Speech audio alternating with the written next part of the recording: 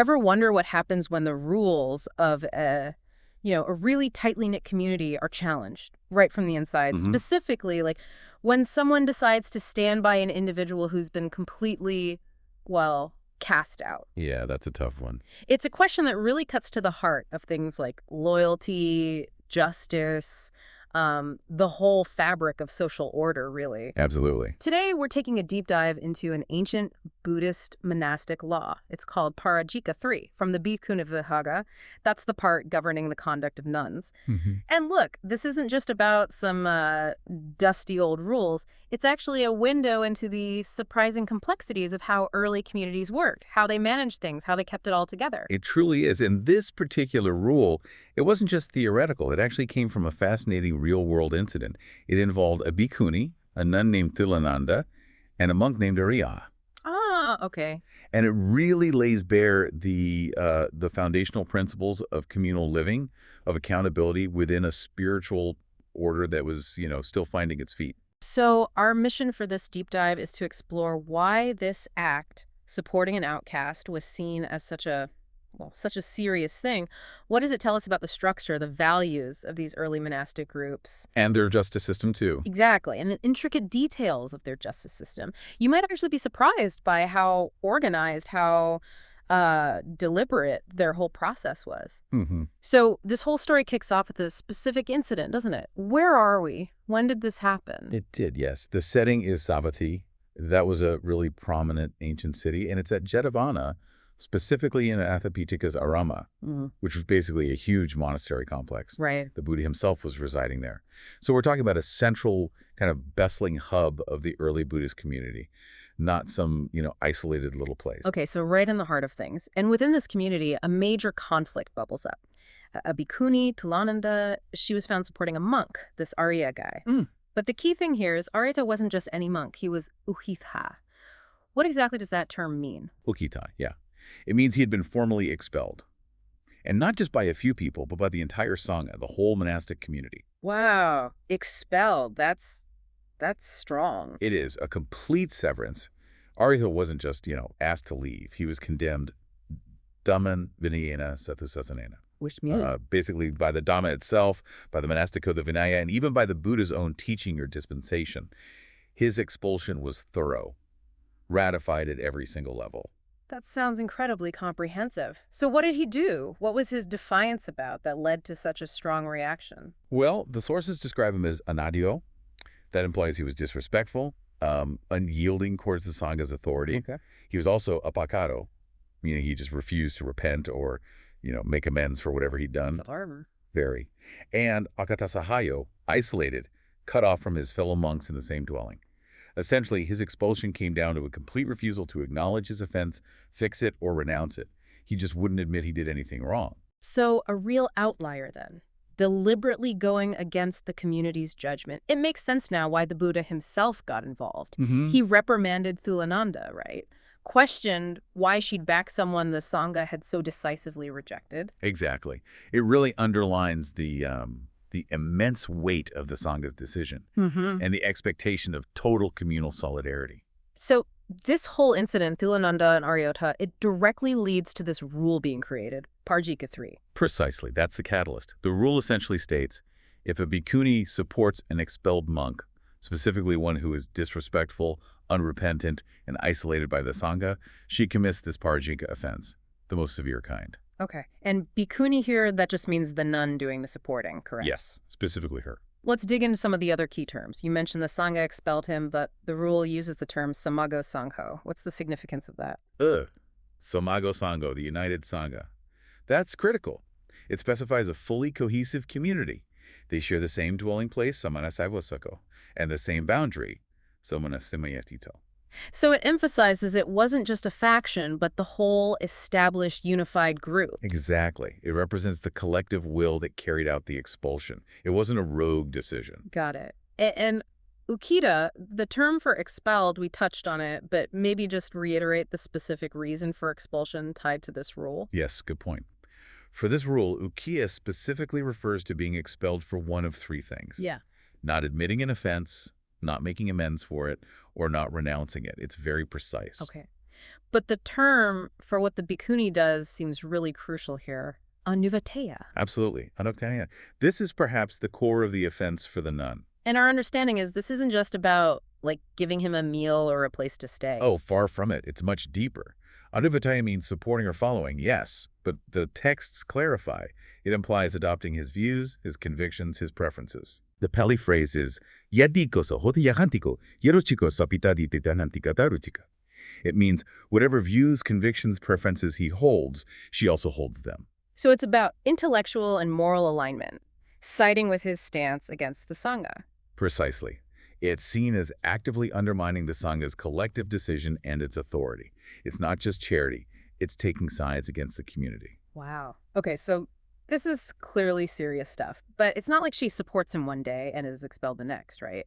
There seems to be a remarkably measured process involved. It starts with warnings. It does, yes, a very structured process. First, other bhikkhunis who witness her supporting the expelled monk, they're actually required to informally warn her. Required. Yes, and what's really insightful here is that if these other bhikkhunis don't speak up, they themselves commit a minor offense. It's called dukkhiya. No way. So everyone has a responsibility to uphold the rules. Exactly. It shows this expectation of active participation in maintaining the Vinaya. Accountability is sort of woven throughout the community fabric. That's fascinating. So if she ignores these informal warnings, then it escalates to something called samanuppasana. Correct. If she persists, she's brought before the Saṅgha formally. Then, a bhata bhikkhune, that means a competent, knowledgeable nun, proposes a formal motion. That's the ñāti. Like bringing a motion in a meeting. Kind of, yeah. And this is followed by 3 distinct formal announcements, the kamavaka, each one urging her to stop supporting the expelled monk. It's very public, very deliberate. And I read that the consequences actually ramp up during this formal process. It's not 0 to Pārājika instantly. That's right. It's graded. The act of making the formal motion, the ñāti, just that step involves a dikkhaya offense for the nun being admonished. Minor usually requires just a confession. Then, for each of the first 2 formal announcements, the kamavakauhi, she incurs a phullakaya. That's a more serious offense. Might need some formal atonement, but it's still not the ultimate penalty. So she gets multiple chances, even during the formal procedure. Yes. It's only if she still refuses to stop after the 3rd and final formal announcement after the kamavaka paryasane, only then does she commit the Pārājika offense. It really shows, maybe, a desire to bring her back into the fold before the final step. I think so. It shows they valued reconciliation, giving opportunities for change, before resorting to the ultimate sanction. So what does that ultimate sanction, committing a Pārājika offense, actually mean for her? The text uses a really striking analogy, doesn't it? It does. The gravity is immense. She becomes Pārājika and asavas. That means she's no longer in communion, she can't live or participate with the Saṅgha. She's branded an ukitānuvatika, a follower of an expelled one. And the analogy? The analogy. It says she is siatapinama putututsila dveturabina apesantiko. Which translates to? Like a flat stone broken in 2. Irreparable. Wow. Irreparable. Exactly. It signifies a permanent break. She ceases to be a saman, a nun, or a saikyator, a daughter of the Saikyas, which was a way of referring to ordained followers of the Buddha. So it's effectively permanent expulsion from the order. No coming back. That's what Pārājika means. It's considered a spiritual defeat, essentially. You're out. The stakes couldn't be higher, clearly. But like many legal codes, there are conditions, right? When does this ultimate Pārājika offense actually apply, and when might it not? Yes, there are important nuances. The full Pārājika offense is committed if the Saṅgha's original action, the expulsion of the monk, was valid according to the rules. That's called Dhammaka. Okay, so the Saṅgha had to follow due process when expelling the monk. Correct. And here's the striking part. Even if the bhikkhuni doubts the validity of the expulsion, or even if she mistakenly believes the Saṅgha's action was invalid, if the action was actually valid, Dhammaka, and she persists in supporting him after the final warning, she still commits the Pārājika. Whoa. So her personal belief about whether the Saṅgha was right or wrong doesn't matter, as long as the Saṅgha followed the correct procedure. Pretty much. It really underscores the authority of a procedurally valid community decision.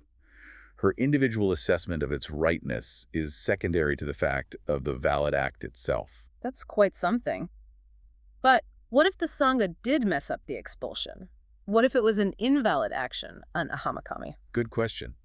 If the Saṅgha's original expulsion of the monk was actually invalid, but she persists in supporting him, and she either believes the expulsion was valid or she's just doubtful about it, then she incurs only a duttaya, the minor offense. Interesting. So the outcome depends both on the validity of the original expulsion and her state of mind about it. Yes, it shows some nuance there. The system acknowledges that if the foundation of the monk's expulsion was flawed, her offense in supporting him is lessened, even if she thought she was defying a valid act. Okay. And are there situations where she incurs no offense at all, the anapati? Yes. Anapati, no offense applies in a few clear cases. 1.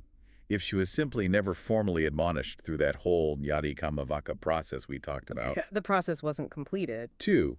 If she does stop supporting him after being warned, even if it's right at the last minute before the third kamavaka finishes. So repentance is always an option until the very end. Seems so.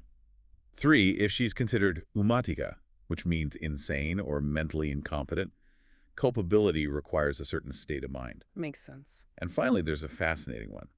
No offense for the adikamika. That's the term for the very first person to ever commit this specific act before this Pārājika 3 rule was formally laid down. So Thullanandā herself might have been the adikamika in this case, since her actions led to the rule. Exactly. It's a common pattern in the Vinaya. Yeah. The first instance prompts the creation of the rule, and that first person is often exempted because the rule didn't exist when they acted. So let's step back. What does all this mean? We've gone deep into Pārājika 3. It's this incredibly detailed rule, revealing how much the early Buddhist Saṅgha cared about community cohesion, about authority. It's way more nuanced than just, don't help the bad guy. It really is. What's truly fascinating for me is the level of detail in this legal framework. How they manage dissent, how they work to ensure the community's integrity. It really highlights how seriously they took undermining collective decisions. Even if someone thought they were acting out of loyalty. Right, even then. And connecting it to the bigger picture, this kind of intricate process, it just underscores how vital order and accountability were felt to be, especially for the survival and the perceived purity of the monastic tradition when it was still relatively young. Yeah. It also shows a surprising level of sophistication, I think, in balancing that communal authority with some form of due process.